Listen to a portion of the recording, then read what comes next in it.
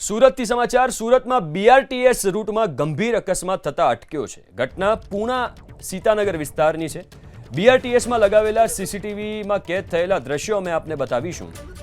બીઆરટીએસમાં બસ ફૂલ સ્પીડમાં આગળ દોડી રહી છે ત્યારે જ એક સાયકલ ચાલક બાળક બીઆરટીએસ બસની સામે આવી ગયો।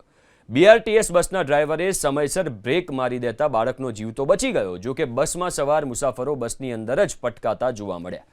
બીઆરટીએસ રૂટ પર અન્ય વાહન ચાલકો માટે પ્રતિબંધ છે, તેમ છતાં વારંવાર આ રીતે વાહન ચાલકો બીઆરટીએસ રૂટમાં ઘૂસી જાય છે, જેને લીધે અકસ્માતો પણ થાય છે।